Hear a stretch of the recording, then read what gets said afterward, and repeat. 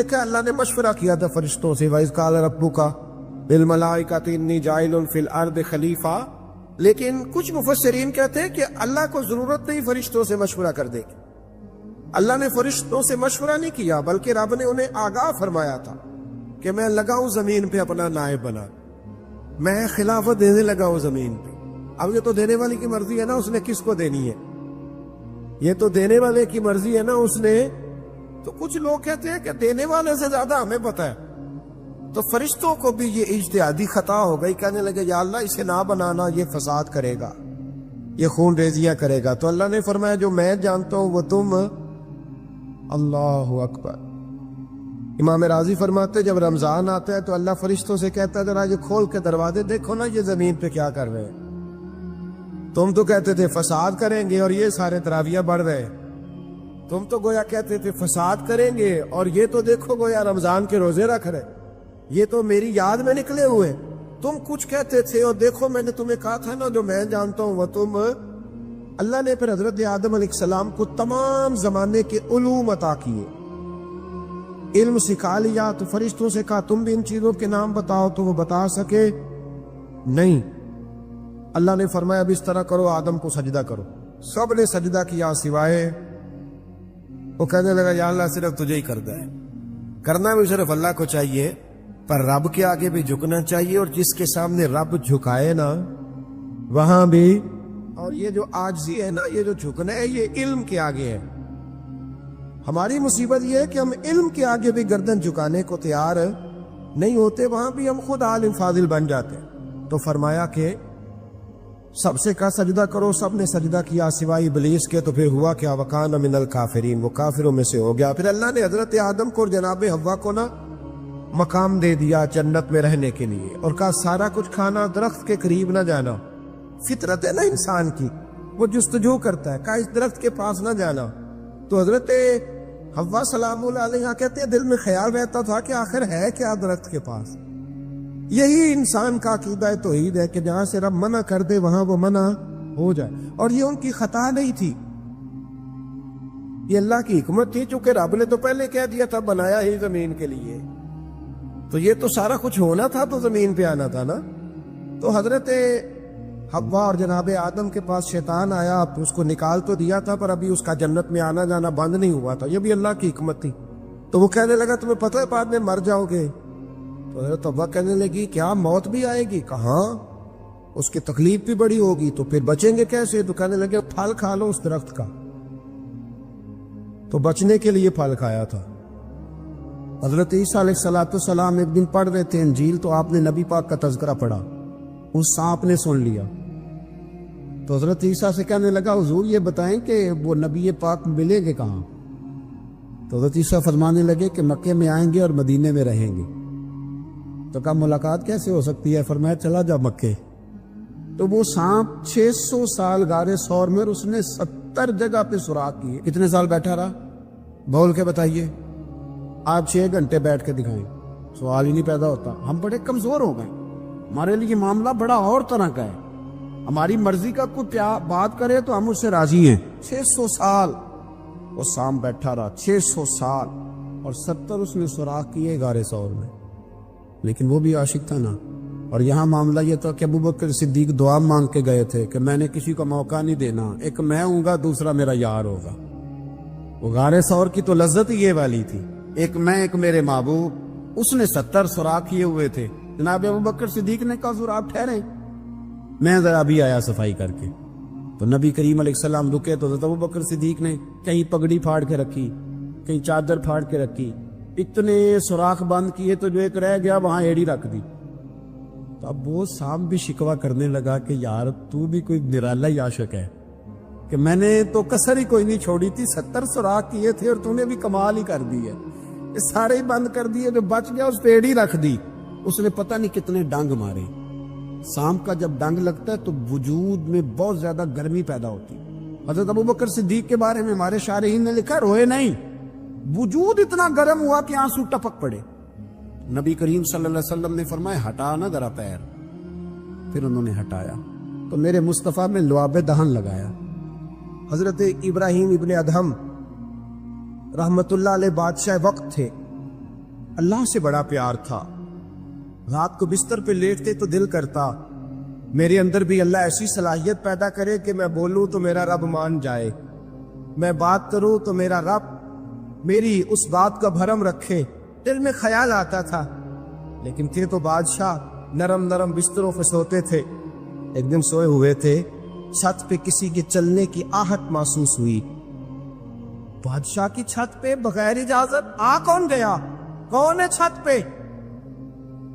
تو جب مالک کسی کو قریب بلانا چاہتا ہے تو سبب بھی پیدا فرمائی دیتا ہے. وہ بندہ تھا کہ فرشتہ تھا؟ وہ انسان تھا یا اللہ کا پیغامبر تھا؟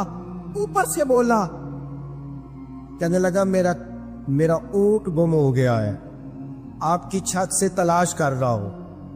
میرا بولیے گا, میرا اونٹ گم ہو گیا ہے, آپ کی چھت سے تلاش کر رہا ہوں. حضرت ابراہیم ابن ادم کہنے لگے بڑا بیوقوف ہے, بھلا اونٹ کا چھت پہ کیا کام؟ تو وہ اوپر سے آواز دے کے کہنے لگا آپ بھی بڑے بیوقوف ہیں, نرم نرم بستروں پہ خدا کی یاری کا کیا کام؟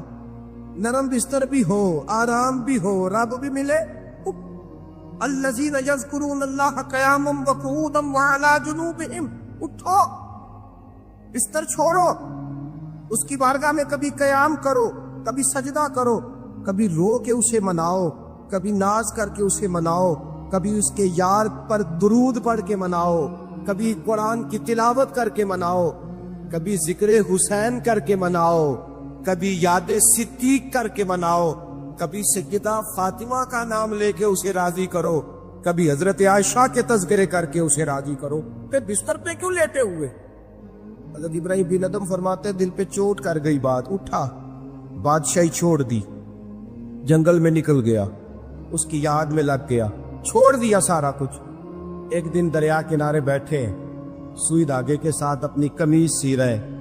پرانے دور کا وزیر گزرا, اسے بڑا ترس آیا, آگے کہنے لگا بادشاہ کیا آپ نے کھپ پایا؟ دیکھو نا کتنی آپ کی سلطنت تھی, کیسے عیش و عشرت تھے, ایک اشارہ کرتے تھے تو سارا ملک اکٹھا ہو جاتا تھا. اب آپ کو کپڑے سی کے دینے والا بھی کوئی نہیں رہا, اپنے ہاتھ سے آپ کپڑے سی رہے ہیں. یہ کیا آپ نے اپنا حال کر لیا ہے جے تو وکیا عشق بازار بھی نہیں, جے تو چڑھیا اتے بار بھی نہیں, ایڈا سستا سودا پیار بھی نہیں, ایٹا سوکھا لبدا یار بھی نہیں. کئی جنگل گانے پیندے نے, کئی دوزخ لگنے پیندے نے, جو اس ملوں بھی مل جاوے, ایدو سستا ہور گپار بھی نہیں. کچھ سمجھ نہیں آندی لوکاں نو, اوکا دے نال شہید کرے, ڈٹھی یار دے ہاتھ تلوار بھی نہیں, پر او دا خالی جاندا وار بھی نہیں. مانے لگے وہ کیسی بادشاہت تھی, اور یہ آپ کو کپڑے سی کے دینے والا بھی کوئی نہیں. اللہ کے بندے زیادہ باتیں نہیں کرتے, کام زیادہ کرتے ہیں. وہ پاسوں میں نہیں الجھتے, وہ عمل کی دنیا میں آگے نکلتے ہیں. بول بول کے اپنا آپ ظاہر نہیں کراتے, وہ اپنے کردار سے اپنا آپ ظاہر کراتے ہیں. سوئی کے ساتھ کپڑے سی رہے تھے, سوئی دریا میں پھینک دی. بولے کچھ نہیں, اس نے کہا کہ وہ بادشاہت کتنی اچھی, جواب کچھ نہیں دیا, سوئی پھینک دی. اب دیکھا وزیر کی طرف نگاہ اٹھا کے, اب دوبارہ کہنے لگے مچھلیوں میری سوئی تو واپس کرو, مچھلیوں میری سوئی تو واپس کرو. ہر مچھلی اپنے منہ میں سونے کی سوئی لے کے برآمد ہو گئی. فرمانے لگے سونا تو چھوڑ آیا ہوں, مجھے میرے والی چاہیے. اس کو تو چھوڑ آیا ہوں, پھر مجھے وہی لا لا کے دکھاتی ہو. چھوڑ آیا ہوں میں, مجھے سونے کی ہاتھ میرے والی سوئی لاؤ. ایک مچھلی سوئی لے کے آئی. حضرت ابراہیم بن ادم سوئی پکڑی, پھر سے کپڑے سینے لگے. ایک جملہ جواب میں, اس وزیر کی اتنی لمبی چوڑی تکڑی اور ایک جملہ جواب میں. یوں نگاہ اٹھائی, فرمانے لگے وہ حکومت اچھی تھی یا یہ حکومت اچھی ہے, وہ حکومت اچھی تھی یا یہ حکومت اچھی ہے. پتہ اس کا اثر کیا ہوتا ہے؟ کردار دکھانے کا, کردار دکھانے کا, خدا کی محبت دکھانے کا. حضرت ابراہیم بن ادم فرمانے لگے اس وقت تو دنیا میری در کے بعد مانتی تھی, اب اللہ سے پیار کیا ہے تو اللہ نے ساری مخلوق کے دلوں میں میری محبت پیدا فرما دی. اب لوگ مجھ سے محبت کرتے ہیں اس لیے کہ میں نے اللہ سے پیار کیا ہے، اس نے سارے میرے فرما بردار بنا دیے ہیں۔ پتہ اس کا اثر کیا ہوتا ہے؟ وزیر نے کیا کیا، گھوڑے سے اترا اور ساتھ جو نوکر تھا اس کو کہنے لگا یہ گھوڑا واپس محل میں لے جاؤ، مجھے بھی وہ والی بادشاہی نہیں چاہیے، یہ والی بادشاہی چاہیے، میں بھی یہ والی بات۔ میرے عزیز تو کہاں کھویا پھرتا ہے؟ حضرت جابر بن عبداللہ رضی اللہ تعالی عنہ، بخاری مسلم ہے، کہتے ہیں جب خندق کی جنگ ہو رہی تھی نا، غربت بڑی تھی، قحط بڑا تھا، صحابہ پریشان تھے، 2-2 3-3 پتھر پیٹ پہ باندھے ہوئے۔ میں حضور کو دیکھ کے گھر آیا تو زوجہ سے کہا بھلی مانس کچھ ہے کھانے کی؟ کہنے لگی تھوڑے سے جو ہے۔ تو میں نے کہا پیسوں کی تو کتنی روٹیاں بنے گی؟ کہنے لگی 2-3، 4 بن جائیں گی۔ کہنے لگے سالن۔ زوجہ کہنے لگی اگر وہ بکری کا بچہ ذبح کرو تو 3-4 بندوں کا سالن بھی بن جائے گا۔ کہتے میں نے اسے ذبح کیا، بیوی سے کہا تو جاؤ پیس۔ کہتے میں نبی کریم کی بارگاہ میں حاضر ہوا صلی اللہ علیہ وسلم، حضور کی خدمت میں۔ زوجہ کہنے لگی کان میں کہنا حضور کے، سارے نہ آئے، جس طرح لیڈروں کے کھانے اندر ہوتے ہیں علیحدہ، اور جو نعرے لگا رہے ہوتے ہیں نا سویر سے انہیں ڈبہ ملتا ہے، لیکن وہ پھر بھی نعرے لگاتے ہی رہتے ہیں۔ مجھ پہ الزام لگنے لگا ہے کہ آپ سیاست دانوں کو ہر جمعے میں رگڑا دیتے ہیں، تو میں کہنا انہوں صحیح کر چھوڑو، پھر اسی مڑ جانے ہیں تنوا کو سیانے ہو جائیں۔ یہ سیانے نہیں ہو رہے، ہمیں بات کرنے کی بھی اجازت نہیں۔ شعر کہہ دیتا ہوں کہ ہم آہ بھی کرتے ہیں تو ہو جاتے ہیں بدنام، وہ قتل بھی کر دے تو چرچا نہیں ہوتا۔ انہوں نے کدے پوچھا جی سانو یا کہہ دے چوپ رہو۔ لیکن بھائی یہ اس ممبر کا تقاضا ہے، میرے امام اعظم کا فتویٰ ہے، جو عالمی حالات سے باخبر نہ ہو وہ جمعے کا خطبہ نہ دے۔ وہ جو رٹی رٹائی باتیں ہم سے نہیں ہوتی، اس لیے کہ جلال بادشاہی ہو یا جمہوری تماشا ہو، جدا ہو دین سیاست سے تو رہ جاتی ہے چنگیزی۔ حق بات انشاءاللہ ہو رہی ہے اور ہوتی رہے گی، اور بات صاف ستھری ہے۔ اگر کوئی بات ایسی ہوگی تو وہ بات، اگر غوث پاک اپنے خطبہ جمعہ کے اندر کہہ سکتے ہیں کہ میں ظالموں کو حکمران نہیں بننے دوں گا، تو ہم تو ان کے نوکر ہیں نا، پھر ہم قادری کیسے ہوئے اگر غوث پاک کے طریقے پہ عمل ہی نہ کریں تو؟ اس لیے مہربانی کرے ہمیں کوئی شخص ایسا مشورہ نہ دے، بلکہ کئی دفعہ ظلم ہوتا ہے، جب کوئی مشورہ دیتا ہے تو اور تیز انہوں دل کرتا ہے۔ اس لیے مہربانی کرے ایسی کوئی مشاورت نہ کرے، بالکل جو غلط بات کرے گا اس پہ ہم بولیں گے، اور آہستہ آہستہ نہیں، کھل کھلا کے بولیں، بالکل بولیں گے، اس لیے کہ اللہ نے زبان دی ہے، وہ کسی وڈیرے کے قدموں میں بیٹھنے کے لیے نہیں دی، وہ رسول اللہ کے ترانے پڑھنے کے لیے دی ہے۔ ترانے پڑھنے، اگر حضرت بلال رسیوں میں بند ہو کے اور ابو لہب اور عتبہ اتیبہ اور عبداللہ بن جدان اور امیہ بن خلف جیسے لوگوں کے بیچ کھڑے ہو کے کہہ سکتے ہیں نہیں بات جو سچی ہے وہ کی جائے گی، تو ہم ممبر رسول پہ بیٹھ کے نہیں کہہ سکتے؟ اپنے بھی خفا مجھ سے ہے، بیگانے بھی ناخوش، میں زہر حلال کو کبھی کہہ نہ سکا کن، میں کہتا ہوں وہی بات سمجھتا ہوں جسے حق نے ابلہ مسجد ہوں میں توحید کا فرزند۔ اس لیے کوئی شخص یہ نہ سمجھے، ہاں یہ بات علیحدہ ہے کہ ہمارا سیاسی ایجنڈا کوئی نہیں، ہمارا ایجنڈا رسول اللہ کی نوکری ہے صلی اللہ علیہ، سیاسی ایجنڈا کوئی نہیں۔ اللہ کے وقت کی محبت تو سیاست کا چلن چھوڑ دیا، ہم اگر عشق نہ کرتے تو حکومت کرتے، وہ بات علیحدہ ہے۔ بہرحال عام دام پر سر مطلب، حضرت جابر ابن عبداللہ رضی اللہ تعالیٰ عنہ کہتے ہیں زوجہ نے کہا کان میں کیا نام، میں نے کان میں جا کے کہا حضور 2-4 بندوں کی روٹی ہے، آ جائیں کھانا کھا لیں۔ وہ والا رنگ نہیں تھا نا کہ لیڈروں کا کھانا اور کارکنوں کا کھانا، چلو اور گل کر لینے، پیران دی یخنی تے روٹیاں پہ ہو کے کہندے حضرت جی بیمار نے تے مرید لنگر کھانے دے شفا ہے، تے میں کہا تم ہی کھا مار تینوں بھی شفا ہو جائے گی، تو اپنے لیے تے چوری پکائی اندر۔ یہ رنگ وہاں نہیں تھا۔ میرے نبی پاک سید عالم صلی اللہ تعالی علیہ وسلم کے کان میں کہا حضور 4-5 بندوں کی روٹی ہے، حضور باہر نکلے خندق سے، باہر نکل کے فرمایا چلو بھائی سارے، جابر نے کھانا پکایا ہمارا۔ حضرت جابر کہتے ہیں میں نے دوڑ لگائی، گھر آ گیا، اور میں نے کہا تجھے تیری مار ہوئے، حضور تو 1000 سے زیادہ بندہ لے کے آ رہے، تو کہتی تو نے کہا نہیں تھا نبی پاک سے 4-5 بندوں کا ہے۔ حضرت جابر کی زوجہ کا عقیدہ سنو، کہنے لگے میں نے تو کان میں کہا تھا، دوسرے نے سنا بھی نہیں، وہ تو حضور نے کہا سارے چلو، تو کہتے ہیں زوجہ مجھے تسلی دینے لگی، کہنے لگی بس پھر جو نبی آ رہے ہیں وہ انتظام بھی کرائیں گے، جو آ رہے ہیں وہ انتظام بھی کرائیں گے۔ کیا کام مولانا حسن رضا نے قلم توڑ دیے، کہنے لگے آج جو عیب کسی پر نہیں کھلنے دیتے، آج جو عیب کسی پر نہیں کھلنے دیتے، ارے کب وہ چاہیں گے میری حشر میں رسوائی ہو، دل میں ہو یاد تیری کوچائے تنہائی ہو، پھر تو خلوت میں عجب انجمن آرائی ہو۔ کہتے حضور آئے 1000 سے زیادہ کا لشکر لے کے، اور مجھے فرمانے لگے روٹیاں نہ پکانا، پہلے آٹا میرے پاس لاؤ، اور چولہے سے کھانا نہ اتارنا، مجھے لے جاؤ۔ کہتے میں نے سالن بھی پیش کیا، روٹیاں بھی۔ حضور نے تھوڑا سا لواب دہن آٹے میں ڈال دیا، لواب دہن، تھوڑا سا لواب دہن ہنڈیا میں ڈال دیا، فرمایا اب نکالتے جاؤ اور کھاتے جاؤ، میرا جھوٹا ہو گیا، اب نکالتے جاؤ۔ حضرت جابر ابن عبداللہ کہتے ہیں 1400 بندے نے کھایا، ہمیں نہیں پتا روٹیاں کدھر سے آئی، اتنی برکت ہوئی پتہ نہیں کدھر سے آئی، سالن پتہ نہیں کدھر سے آیا۔ کہتے ہیں سارے سیر ہو کے کھا لیا تو فرمایا چلو بھی جاؤ جا کے کام کرو، مجھے فرمانے لگے اب تو بھی کھا، آ جا بچے بھی بلا۔ کہتے سب نے کھایا، حضور اٹھ کے جانے لگے تو فرمایا ذرا روٹیاں دیکھ، پہلے زیادہ تھی کہ اب زیادہ ہے، ذرا دیکھنا سالن پہلے زیادہ تھا کہ اب زیادہ ہے۔ تو میں نے کہا نہیں حضور پہلے سے زیادہ ہے، میرے محبوب کے تبرک میں اتنی برکت ہے۔ تو حضور کے وجود سے جو چیز لگ جائے تو اسے قیمتی نہیں سمجھتا؟ کہاں بیٹھ کے دین پڑھا ہے؟ یا ہمیں سمجھا لے یا پھر ہم تجھے سمجھائیں، صحیح تینوں سمجھائیے تو صحیح کر کے سمجھائیے۔ ان لوگوں کو گمراہ کرتے ہو، اتنا غلط نظریہ، اس قدر غلط سو۔ میں نا غار ثور پہ چڑھنے لگا تو مجھے وہاں ایک نیچے صاحب مل گئے، کہنے لگے کی لین چلے ہو؟ میں کہ تینوں اسی اتھوں میں نہیں پوچھ کے آئے جدو کرو آئے ہیں، اتھوں میں نہیں تینوں پوچھنا بے لیا، تو غلط فہمی دا شکار ہے۔ کہنے لگا وہ تو حضور تو کام سے گئے تھے، آپ کو کیا کام ہے؟ میں کہ ایسے لئے ٹائم نہیں تیرے نہ گل کرن دا، اس وجہ سے کہ سانو تے غار ثور پہ یاد آؤندی ہے۔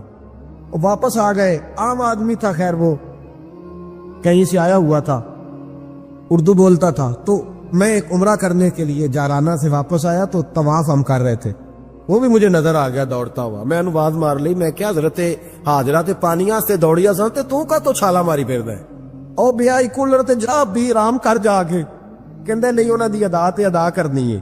تو میں کہ اگر تو حضرت حاجرہ دی ادا کرنی تے اسی حضرت ابوبکر صدیق دی ادا کرنی۔ عجیب آدمی ہے بھائی تو، عجیب بات ہے، لوگوں کا فلسفہ اپنا اپنا، اور پھر پکڑے ہم کہ اس بندے کو جو جواب نہ دے سکے۔ ایسا نہ کرو، یہ زیادتی ہے، امت کو اکٹھا کرو، اتفاق۔ یہ مجھ سے سوال کئی جمعے سے ہو رہا تھا، میں اصل میں نا ان موضوعات کو چھیڑتا نہیں، میری طبیعت اور ہے، لیکن کوئی بندہ یہ نہ سمجھے کہ ہمیں جواب نہیں آتا۔ یہ سوال اٹھا تھا، کوئی یہ نہ سمجھے کہ ہمیں جواب اللہ کے فضل سے، اللہ کے فضل سے۔ یہ قرآن مجید پڑھا ہے، یہ مسجد ہے، یہ جمعے کا دن ہے، ہم بات صرف وہ کرتے ہیں جس میں ضمیر اجازت دیتا ہے، اس لیے کہ سدا تو نہیں نہ رہنا، پتہ نہیں صبح اٹھ سو کے اٹھنا ہے کہ نہیں اٹھنا، تو قوم کو گمراہ کر کے دین کے نام پہ جانا کدھر ہے؟ اس لیے بھائی خیال ہوتا ہے کہ تم لوگوں کو خراب نہ کرو، ہم تو چاہتے ہیں امت اکٹھی ہو جائے، لیکن یہ ظلم کرتے ہو، جب چھیڑو گے کسی کو تو پھر تو اس کا حق بنتا ہے نا وہ بولے، پھر چھیڑا جاتا ہے۔ تھوڑے دن ہوئے حضرت حلیمہ سعدیہ کا سارا گھر گرا دیا، بلڈوزر چلا دیا، کہنے لگے یہاں لوگ آتے ہیں تو شرک ہوتا ہے۔ اور میں نے کہا جہاں اللہ کریم نے توحید پھیلانے کے لیے رسول کو بھیجا، 4 سال جہاں نبی پاک رہے، وہاں کیسے شرک ہو سکتا ہے؟ کس طرح کی تو بات کرتا ہے؟ بہرحال جہاں میرے نبی پاک بیٹھ جائے وہ جگہ برکت والی ہو جاتی، اس جگہ کو چومنا مسلمان کا ایمان ہے، اس جگہ پہ سجدہ کرنا مسلمان کا ایمان ہے، اس جگہ بیٹھ کے تبرک حاصل کرنا یہ مسلمان کا۔ میں تو پہلی دفعہ ریاض الجنت میں داخل ہوا تو میرے ساتھی کہنے لگے کیا ہوا؟ میں کہا ادھر آؤ، لوکاں نوں اگے جا کے ملنی، سانو ایتھے ہی لب گئی جے، روضۃ من ریاض الجنہ، بار حدیث لکھی ہے، حضور نے فرمایا جو یہاں آ گیا وہ جنت میں آ گیا۔ یہ ہے عرض جنت، یہ طیبہ کی زمین ہے، جنت بھی یہی، مال کے جنت بھی یہی ہے۔ ایک بات اور کرنی ہے، بڑی ضروری ہے، میری بھی اور آپ کی بھی ذمہ داری ہے، اس کو بھی ضرور کرنا چاہتا ہوں، سن لیں۔ محمود غزنوی نا گزر رہے تھے، یہ آپ نے نا میری طرف دیکھنا ہے، یہ بات سنتے ادھر دیکھو، خاص اہم مسئلہ ہے، اس پر بڑا ضروری ہے آپ کا متوجہ رہنا۔ محمود غزنوی کہتے ہیں میرے دل میں خیال آیا کرتا تھا ہمیشہ کہ میں واقعی سبکتگین بادشاہ کا بیٹا ہوں یا معاذ اللہ میرا باپ کوئی اور ہے، اور ایک خیال مجھے آتا تھا کہ قیامت واقعی قائم ہوگی، شک رہتا، اور تیسرا میرے دل میں خیال آتا تھا کہ یہ مولوی بیچارے کمزور سے ہوتے ہیں، تو حدیث پاک میں آتا ہے کہ علماء نبیوں کے وارث ہیں، تو یہ واقعہ یہ حدیث سچی ہے یا مولویوں نے اپنی شان کے لیے بنا لی ہے؟ کہتے شک تھے تین، میں کہتا نہیں تھا کسی سے، پر دل میں رہتے تھے۔ تو ایک دن میں ہندوستان کی ایک گلی سے گزر رہا تھا، تو دین کا ایک طالب علم نے ایک کونے میں بیٹھ کے تھڑے پہ پھٹے پہ بیٹھ کے نا سبق یاد کر رہا تھا۔ اسے جب سبق بھول جاتا نا تو ایک ہندو کھتری کی دکان تھی، اس کے اندر چراغ جل رہا تھا اور ایک چھوٹا سا روشن دان تھا، اینٹ نکلی ہوئی تھی، وہاں سے نا ایک کرن بار آ رہی تھی روشنی کی۔ تو وہ طالب علم جب سبق بھول جاتا تو کتاب روشنی کے آگے کرتا، عبارت دیکھتا، پھر کونے میں جا کے یاد کرتا۔ محمود کہتے مجھے بچے کا ذوق بڑا اچھا لگا، میں نے اسے بلایا، میں نے کہا بچے تم لالٹین کیوں نہیں خریدتے؟ تو کہنے لگا میں یتیم ہوں اور رسول اللہ کا دین پڑھنا میرا شوق ہے، مدرسے میں پڑھتا ہوں پر غربت ہے، لالٹین نہیں۔ کہتے میں نے اسے تھپکی بھی دی اور لالٹین بھی دی۔ میں نے اسے کہا 2 سپاہیوں کی ڈیوٹی لگائی، جب تیل ختم ہو جائے تم نے تیل پہنچانا ہے۔ محمود کہتے زندگی میں بڑی نیکیاں کی تھی پر جتنا سکون آج ملا پہلے کبھی نہیں ملا تھا۔ کہتے شاہ کی نماز پڑھی تو دل میرا ٹھنڈا ٹھنڈا ٹھار، پھولوں کی سیت پہ میں سویا۔ کہتے آج تو میرے نصیب ہی جاگ گئے، نصیب ہی جاگ گئے۔ کہتے سارا شہر ایسے جیسے پھولوں کی طرح مہک رہا ہے۔ کہتے میں کیا دیکھتا ہوں کہ خواب میں میرے رسول تشریف لے آئے، خواب میری وچ ماہی آیا تے میں گل وچ پا لئیاں باواں تے ڈر دی ماری اکھ بھی نہ کھولاں کتے پھر وچھڑ نہ جاواں۔ اور کسی شخص نے کہا تھا چر ہویا مینوں ترلے لیندیاں کدی موڑ میرے ول واگاں، خواب میری وچ ایک وار جے آویں میں ساری عمر نہ جاگاں۔ کہتے حضور آئے خواب میں، ایک جملہ حضور نے کہا، ایک جملہ نبی پاک صلی اللہ علیہ وسلم نے کہا ایک، اور میرے تینوں سوالوں کے جواب دے دیے، ذرا دل کے کانوں سے سننا۔ کہتے محبوب فرمانے لگے او سبکتگین کے بیٹے، تو نے آج میرے ایک وارث کی خدمت کی ہے، میں قیامت کے دن تیری سفارش کروں گا۔ کہتے مجھے سمجھ آ گئی کہ میں سبکتگین کا بیٹا ہوں، مجھے سمجھ آ گئی کہ قیامت قائم ہوگی، مجھے سمجھ آ گئی کہ علماء نبیوں کے وارث ہے۔ ایک بزرگ کی بات لکھی جو تابعی ہے، وہ فرماتے ہیں کہ ان بزرگوں کا طریقہ یہ تھا کہ وہ لوگوں سے چھپ کے نا پہاڑ کے پیچھے عبادت کرتے تھے، اور پوزیشن ان کی یہ تھی کہ کسی سے ملتے نہیں تھے، بالخصوص فجر کی نماز سے لے کر عصر کی نماز تک بکریاں رکھی ہوئی تھی، ان کو چراتے رہتے تھے فرات کے کنارے اور نفل پڑھتے رہتے تھے۔ اس وقت کو ملنے بھی نہیں آتا تھا۔ ایک شخص بڑی دور سے ان کی شہرت سن کے آیا، میں نے تو ملنا ہے۔ لوگوں نے کہا وہ اس وقت نہیں ملتے، ناراض ہوتے۔ اس نے کہا اللہ کا بندہ ہے نا، ناراض ہو بھی جائے گا تو لمبا ناراض رہے گا نہیں، اللہ والے جلدی راضی ہو جاتے۔ پہنچ گئے۔ اب وہ بابا جی نماز پڑھ رہے تھے تو کہتے میں نے عجیب منظر دیکھا کہ بابا جی فرات کے کنارے نماز پڑھ رہے ہیں اور ایک بھیڑیا ان کی بکریوں کی حفاظت کر رہا ہے۔ کہتے میں حیران رہ گیا کہ بھیڑیا تو بکریاں کھایا کرتا ہے اور یہاں چرا رہا ہے۔ کہتے میں جب گیا تو بابا جی نوافل میں مشغول تھے، مجھے دیکھ کے کہنے لگا اس وقت کیوں آئے؟ میں نے کہا حضور اگر آئے گیا ہوں تو پھر مہربانی کرے قبول فرما لے۔ میں بیٹھ گیا تو میں نے کہا حضور یہ بھیڑیا بکریاں چرا رہا ہے، بھیڑیا اور بکریے کی صلح کب سے ہو گئی؟ تو فرماتے ہیں لمبی تقریر نہیں، ہلکا سا جملہ۔ فرمانے لگے جب سے بکریوں کے مالک نے رب سے صلح کر لی ہے نا، تب سے بھیڑیوں نے بھی بکریوں سے صلح کر لی ہے۔ بکریوں کے مالک نے رب سے صلح کر لی، گناہ چھوڑ دیے، اس کی فرما برداری میں آ، اب پھر اسے بکریاں چلانے کی ضرورت نہیں رہی، بکریاں نہ اب بھیڑیا چراتا ہے۔ کہتے ہیں میرے اوپر کپ کپی طاری ہو گئی بزرگوں کی بات سن کے، اور مجھے پیاس لگی اور خواہش آئی کہ پتہ نہیں اب بابا جی کچھ کھلائیں پلائیں گے بھی کہ نہیں، بابا جی کچھ کھلائیں گے بھی کہ نہیں۔ کہتے میرے دل میں خیال تھا تو بزرگوں نے نا ایک لکڑی کا پیالہ ان کے پاس وہ غار میں بیٹھے تھے تو ایک چھوٹا سا پتھر تھا، اس کی ڈھلان بنی ہوئی، بابا جی نے اس کے نیچے لکڑی کا پیالہ رکھا، وہ رکھا ہی تھا تو وہ دودھ سے بھر گیا۔ کہتے انہوں نے مجھے دیا تو ٹھنڈا اور میٹھا دودھ، میری طبیعت خوش ہو گئی۔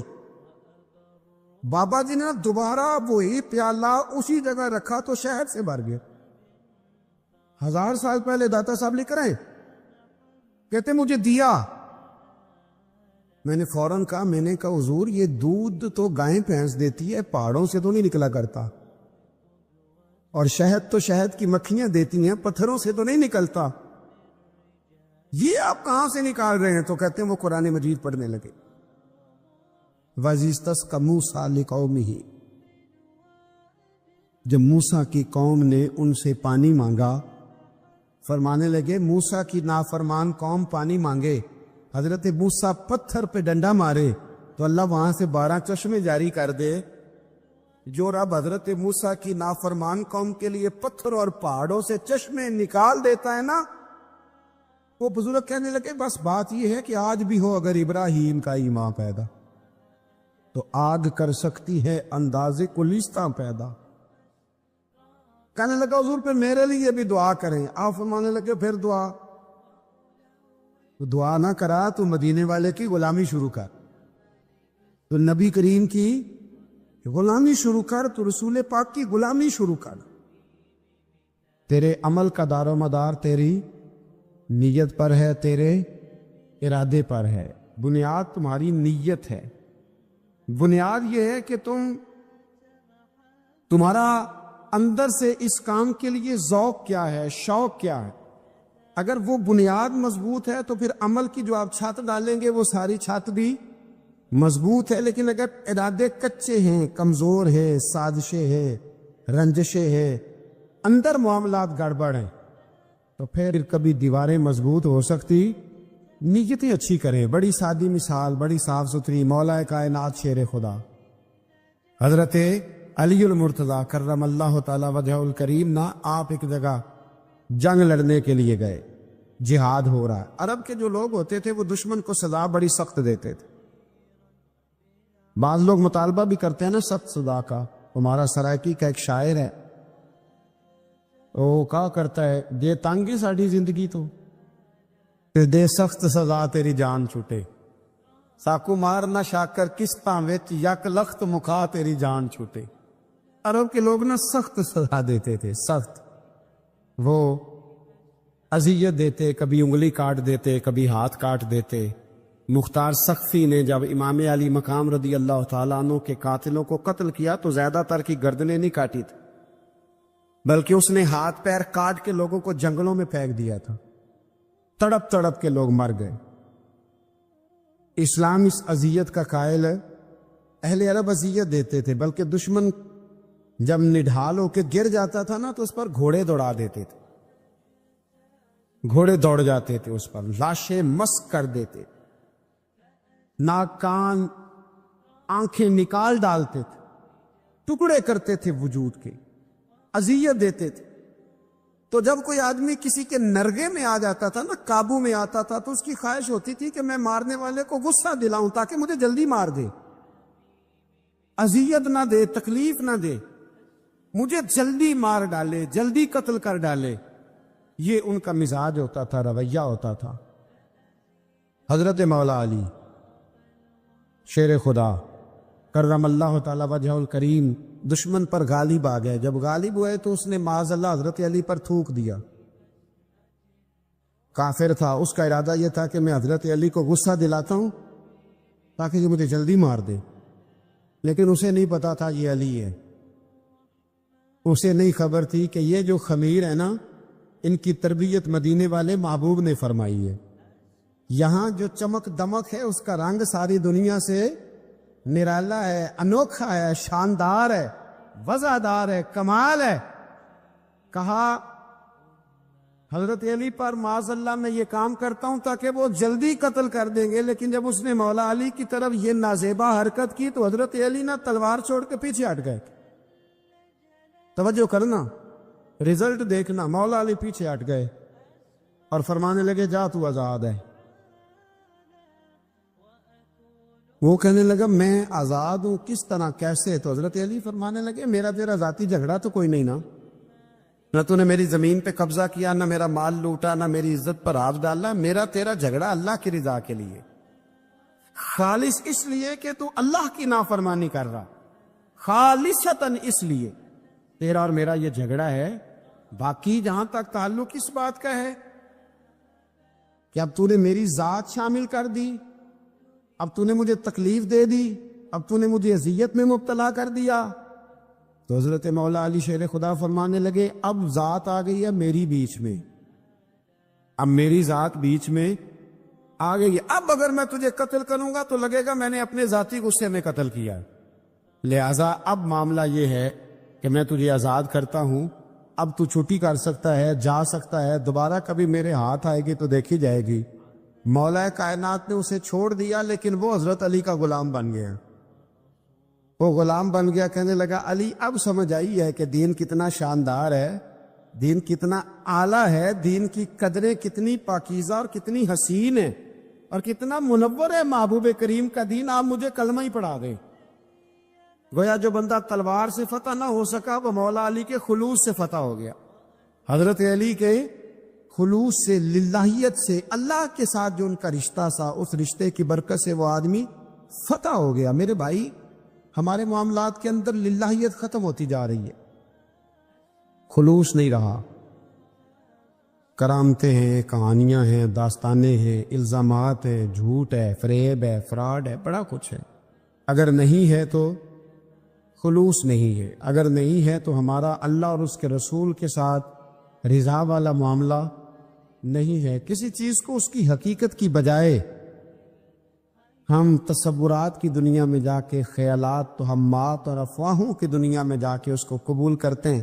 یاد رکھو جن لوگوں کی زندگیاں اللہ کی رضا کے لیے تھیں وہ لوگ بڑے اچھے تھے، بڑے خوش بخت تھے، بڑے خوش نصیب تھے، انہیں بدر کے میدان میں گردنیں کٹانے میں بھی بڑا ہی مزہ آیا تھا انہیں۔ آپ دیکھیں نا احد کے میدان میں جانے دینے میں بھی انہیں بڑا مزہ آیا۔ جب آدمی میں خلوص ہوتا ہے تو اس کے لیے جان قربان کرنا بھی آسان ہو جاتا ہے، لیکن جب خلوص نہیں ہوتا پھر گفتگو ہوتی ہے، پھر باتیں ہوتی ہیں، پھر داستانیں ہوتی ہیں، پھر کہانیاں ہوتی ہیں، پھر لب و لہجہ ہوتا ہے، پھر منصوبہ سازی ہوتی ہے، پھر ہیلے بہانے، پھر سورے کبرے جوڑ کے لوگ کہانیاں اور داستانیں بناتے ہیں۔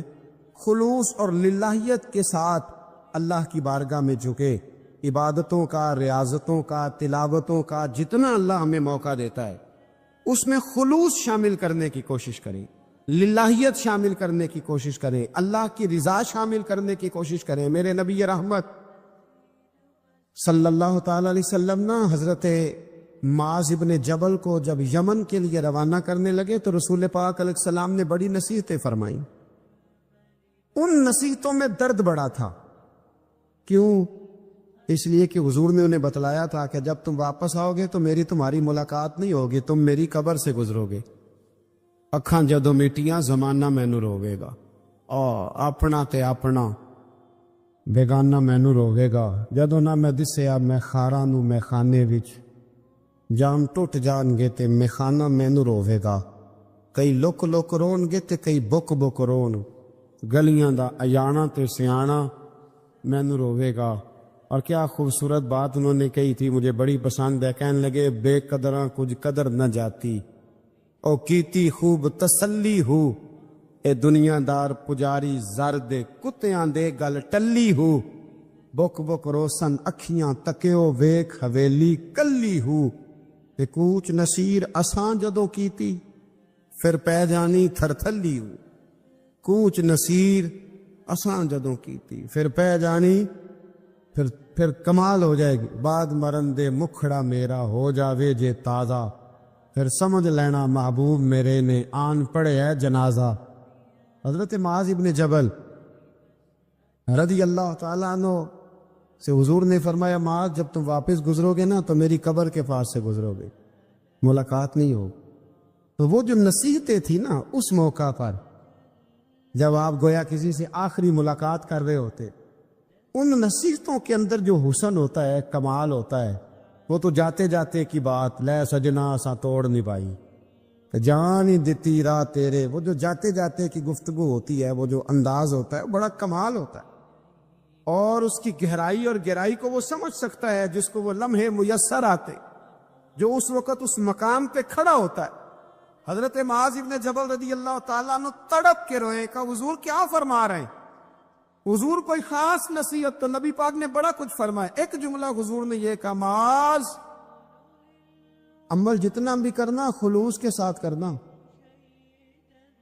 اور محبوب نے فرمایا تیرا خلوص کے ساتھ کیا ہوا تھوڑا عمل بھی رب کی بارگاہ میں زیادہ بنا کے تیرے لیے ذریعہ نجات بن جائے گا۔ جتنا بھی کرنا خلوص کے ساتھ کرنا، بولیے خلوص کے ساتھ کرنا، للہیت کے ساتھ کرنا، اس کے اندر کوئی کمزوری نہ آنے پائے، للہیت کے ساتھ، خلوص کے ساتھ، رواداری کے ساتھ، پیار کے ساتھ کرنا۔ میرے بھائیوں، یہ سمجھنے کا مقام ہوتا ہے کہ جب ہم اللہ اور اس کے رسول صلی اللہ علیہ وسلم کی رضا کے لیے کوئی عمل کرتے ہیں تو اس کا بھی ہمارے دل کو پتہ ہوتا ہے، اور جب اندر ریاکاریاں ہوتی ہیں تو ہمارے دل کو اس کا بھی پتہ ہوتا ہے۔ ہمیں دونوں باتوں کی خبر ہے۔ اب ہمیں خود سوچنا ہے، ہمیں خود فکر کرنی ہے، غور کرنا ہے کہ ہمارا انداز۔ ایک بزرگ تھے امام غزالی نے لکھا ہے، انہوں نے 7 سال پورے 5 نمازیں جماعت کے ساتھ پڑھی اور پہلی صف میں تکبیر اولیٰ کے ساتھ پڑھی۔ 7 دن نہیں پوری پڑھی جاتی 5 نمازیں پہلی صف میں پہلی تکبیر کے ساتھ۔ 7 پہلی صف میں تکبیر اولیٰ کہتے ہیں، امام نے اللہ اکبر کہا پہلی تکبیر میں تو ہم نے بھی ساتھ ہی اللہ۔ پہلی صف میں 7 سال تک 5 نمازیں تکبیر اولیٰ سے بہت بڑا کارنامہ ہے، بہت بڑی بات ہے۔ مطلب بندہ یہاں سے اٹھ کے آتے ہیں، وضو کرتے، کوئی معاملہ آ گیا، کوئی مطلب اس کو حاجت ہو گئی استنجا وضو کی، تو وہ ٹائم نکل جاتا ہے، کئی دفعہ ایسے ہوتا ہے۔ 7 سال پورے نماز پڑھی، تو کہتے ہیں 7 سال کے بعد نا ایک دن 8واں سال لگا ہوا تھا، تو بزرگ فرماتے ہیں میں ذرا لیٹ ہو گیا، تکبیر اولیٰ تو مل گئی پر پہلی صف نہ ملی، تیسری صف میں جگہ ملی۔ بزرگوں کے تقوی دیکھیے گا، فرماتے تیسری صف میں میں نے نماز پڑھی تو میرے دل کے اندر خیال آیا، یار لوگ کیا سوچیں گے کہ اتنا اچھا اس کا ریکارڈ تھا، پہلی صف میں یہ نماز پڑھتا تھا تو آج تیسری صف میں، لوگ کیا سوچیں گے؟ فرماتے ہیں جب یہ لفظ زبان پہ آیا تو میرا ضمیر بول پڑا، جب یہ سوچ دل میں آئی تو میرا اندر تڑپ اٹھا، چھم چھم میرے آنسو نکلنے لگے، میں رویا۔ اور فرماتے لوگ چلے گئے اور میں نفل پڑھتا روتا رہا۔ میں نے کہا اللہ مجھے یوں لگتا ہے وہ 7 سال تک پہلی صف میں جو نمازیں پڑھتا رہا وہ تو لوگوں کو دکھانے کے لیے پڑھتا رہا۔ فرماتے میں نے 7 سال کی نمازیں قضا پڑھی، قضا نمازیں پڑھی، اس لیے کہ مجھے سمجھ آئی کہ وہ نماز اللہ کی رضا کے لیے نہیں تھی، وہ تو بندوں کو ریکارڈ بنانے کے لیے تھی۔ تو میں نے وہ 7 سال کی نمازیں قضا پڑھی، اور فرماتے ہیں اب دوبارہ سے جب میں جاتا ہوں تو پھر میں اپنے دل پہ غور کرتا ہوں کہ پہلی صف تکبیر اولیٰ پر، یہ بتا نیت کیا ہے، یہ بتا کہ تیرا ارادہ کیا ہے۔ شیخ سعدی فرمایا کرتے تھے تیرے وجود کا قبلہ تو سیدھا ہے، دل کے قبلے کی بھی بات بتا۔ تیرے وجود کا قبلہ درست ہے پر دل کے قبلے کی بھی، ہاں خودی کا سر نہاں لا الہ الا اللہ، خودی کا تیغ فساں لا الہ، یہ دور اپنے ابراہیم کی تلاش میں ہے۔ صنم کدا ہے جہاں لا الہ الا اللہ، صنم کدا ہے جہاں لا الہ الا اللہ، اور اگرچہ بت ہیں جماعت کی آستینوں میں پر مجھے ہے حکم ازاں لا الہ الا۔ تو یہ جو ہمارا مزاج ہے نا لوگوں کو دکھانے کا، بتانے کا، سنانے کا، شیخ ابو العباس مرسی فرماتے کہ مجھے کئی دفعہ محبوب کریم علیہ السلام کا دیدار نصیب ہوا، میرا اور حضور کا معاملہ تھا، پھر میں نے لوگوں کو بتانا شروع کر دیا۔ فرماتے ہیں پھر انہوں نے آنا چھوڑ دیا، اس لیے کہ کچھ باتیں ایسی ہوتی ہیں جو بتانے کی نہیں ہوتی، لیکن کچھ بندوں کو بشارتیں ہوتی بڑی ہیں، وہ ان بیچاروں کو بدہضمی ہو جاتی، وہ بتائیں نا جب تک 20 لوگوں کو، تب تک ان کی وہ بدہضمی ختم ہے۔